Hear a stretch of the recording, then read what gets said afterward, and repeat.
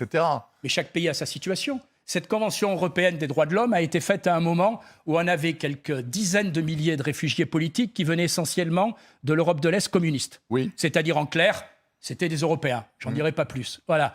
Et en plus, en nombre très limité.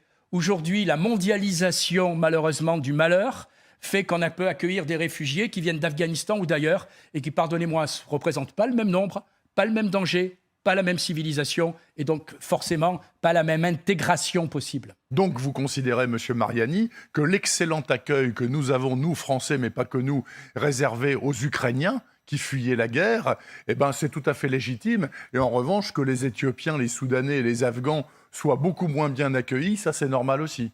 C'est pas normal, mais c'est pas normal, mais on se sent proche de certaines personnes, c'est humain. Voilà, c'est tout. Je me réjouis que la France ait bien accueilli les réfugiés ukrainiens, comme à un moment, elle a accueilli d'autres réfugiés de l'Union européenne. Voilà. Vous savez, quand on a des réunions au Parlement européen avec des députés africains, eh bien, effectivement, ils se disent « Mais comment ça se fait que vous n'avez pas accueilli un certain nombre de réfugiés du Moyen-Orient aussi bien en faisant les mêmes conditions que les réfugiés ukrainiens ?»